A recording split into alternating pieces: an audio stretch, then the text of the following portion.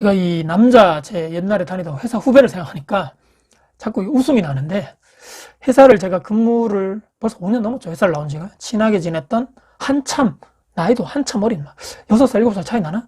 근데 벌써 30대 이 친구도 중반을 넘어서서 막 후반이 되어 가네요, 벌써.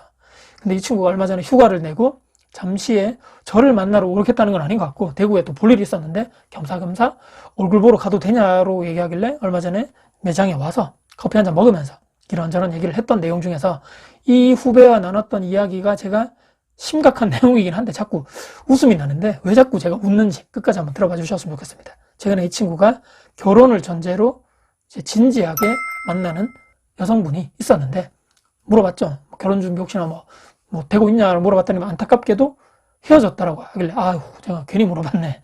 또 뭐가 문제였는데? 결혼하기 정말 쉽지 않다. 성격적인 거, 뭐 집안적인 문제, 뭐 어떤 게 문제가 됐냐? 그럼 혹시나 뭐니 해도 뭐니가 문제였냐? 했더니만 어찌 알았냐고요.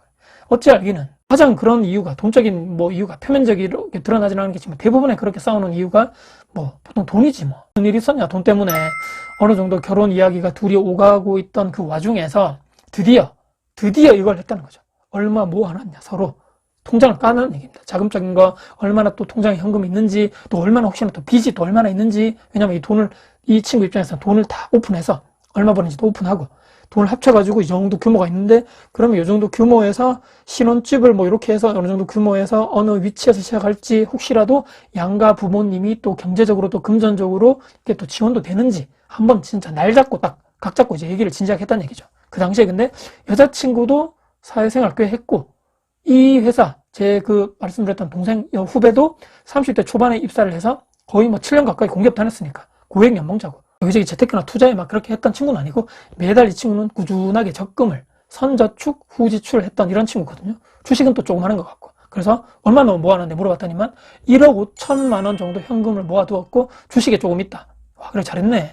근데 혹시 여자 쪽에 모아둔 게 혹시나 네 기대에 못 미쳤냐 물어봤더니만 그것도 그건데, 가장 크게 놀란 거는 이 친구, 그러니까 여자친구가 과소비를 엄청나게 한다거나 명품을 좋아한다거나 그런 사람도 아닌데, 통장에 현금이죠. 현금 통장에 1,000만 원도 없다고 얘기를 했다.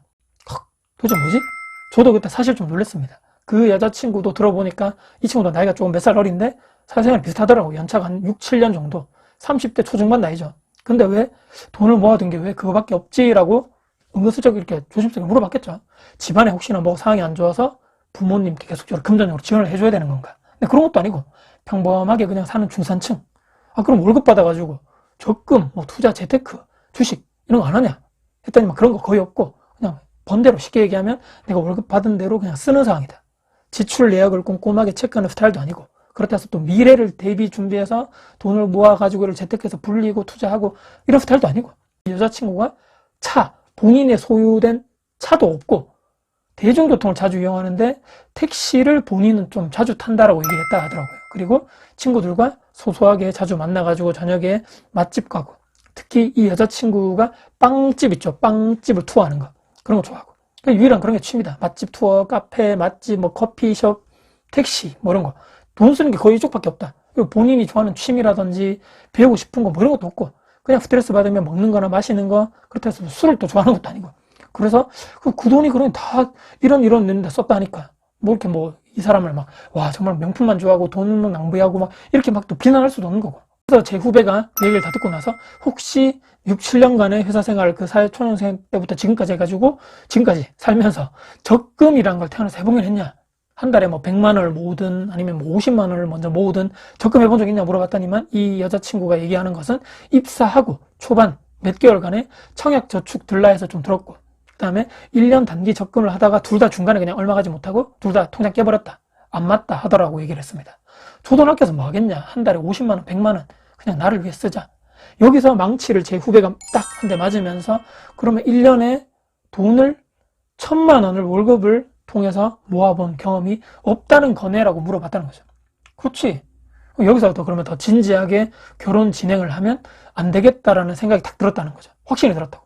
그래서 얼마 지나지 않아서 서로 다름을 인정하고 각자가 갈 길을 간 거죠. 헤어졌다는 거죠. 제가 여기서 왜 웃음이 나오냐 자꾸. 여기서 나오는 거죠. 이 친구도, 이 후배 있죠. 이 친구도 처음 입사해서 초반에 제가 이 신입사원 때부터 받는 친구인데, 얼굴로만 이 외모로만 사람을 평가하면 안 되는 거죠. 근데 이 친구가 딱 얼굴을 봤을 때는 그냥 이렇게 잘 노는 스타일 있죠. 약간 좀 날리는 스타일이라 그래야 되나? 본인 치장도 잘하고 옷도 이렇게 잘 입고 이렇게 막 놀러 다니는 거 좋아하고 본인이 그렇게 얘기했습니다. 신입사원한테 처음 들어왔는데 뭐 자기는 뭐 어디 뭐 친구들랑 놀러 갔다 왔다 뭐 어디 여행 다녀왔다 또 막 모으지도 않고 막 펑펑 쓰는 스타일이었고 이 친구가 그리고 초창기에 들어와가지고 몇 달 있다가 차를 샀는데 일본 차 있죠. 고가의 일본 차를 딱 사가지고 외제차 막 타고 다니는 그 일본 차를 와 대단하다. 집에 돈 좀 있는 친구가 저도 이런 생각 했다는 거죠. 이 선입관이라는 얘기입니다.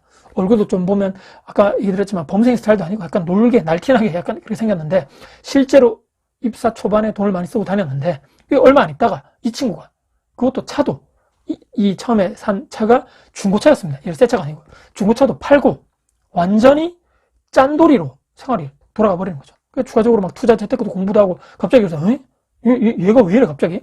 나중에 알고 봤더니 책을 봤다 그랬나 제가 유튜브 영상 봤다 그랬나 기억이 잘 안 나는데 본인처럼 그렇게 월급 받은 대로 소비하고 지출하고 살다가 인생을 나락 금방 가겠구나 깨달은 후에 완전히 본인이 새로 태어난 거죠. 탈바꿈 되었다라고 얘기하면서 제가 이제 틈틈이 부동산 뭐 공부한다 뭐 이런저런 투자했다 이런 얘기를 어디서 전해 듣고 나서 저한테 와가지고 이런 것도 물어보고 저를 물어보고 질문도 하면서 그렇게 해서 친해진 사례거든요. 아무튼 야 후배 동생아 너도 예전에 그렇게 생활해가지고 돈 그렇게 펑펑 쓰는 그런 시절이 있었는데 너도 바뀌었잖아. 그래서 그 사람도 혹시나 바뀔 수 있는 거 아니냐 이야기 제대로 좀 해보지. 근데 노력을 해봤지만 더 이상 본인을 그러니까 그 여자친구가 야 너를 그러니까 나를 너에게 맞추려 하지 말라 제발 그렇게 얘기를 했다면서 결정적으로는 결혼을 해도 여기서 이제 완전 끝난 것이 결혼을 해도 통장했죠. 서로의 각자 번 통장을 안 합칠 거다. 네 건 네가 관리하고 난 내 건 내가 관리할게. 그래서 서로 번 돈을 각자 관리하면서 공통 요즘에 생활비 통장이라 그러나요? 그쪽에 돈 넣고 나머지는 알아서 관리하자. 이게 안 되면 나는 결혼 못한다 했다 하는 거죠. 아 나와 가치관 자체가 완전 다른 사람이네. 미래보다는 이 친구는 현실에 충실하고 싶은 사람. 결혼하면 둘 다 불행해지는 거죠. 그건 제가 다 듣고 나서 야 정말 잘했다. 그건 절대로 바뀌지 않는다. 정답이라는 얘기가 아니고 다름을 인정해야 되는 거죠. 그래서 이런저런 이야기하면서 또 모르죠. 제가 이 후배 얘기만 들어봐서 그렇지만 상대방 이야기도 들어봐야 되는 것인데 결론적으로는 저는 이 둘이 만약 결혼을 했더라면 불행한 결말로 아마 자연스럽게 가지 않았을까. 서로 이게 최선의 선택을 한 것이라고 저는 보입니다. 여러분 생각 어떠십니까? 자, 1년에 돈을 1,000만 원을 월급을 내가 받아서 모아보지 못한 사람과 결혼 그리고 월급 그만큼 소중한데 미래를 아껴서 이 돈을 모은다? 통장을 그리고 합쳐서 관리하는 것이 맞냐? 아니면 따로 관리하는 것이 맞냐? 돈을 대하는 태도 그리고 결혼 후에 저는 이제 경제 공동체라고 생각하는데 이것에 대한 생각의 마인드의 차이 이런 많은 생각을 들게 했던 제 회사 후배와의 얼마 전에 있었던 대화 내용을 영상 컨텐츠에 담아봤습니다. 결론은요.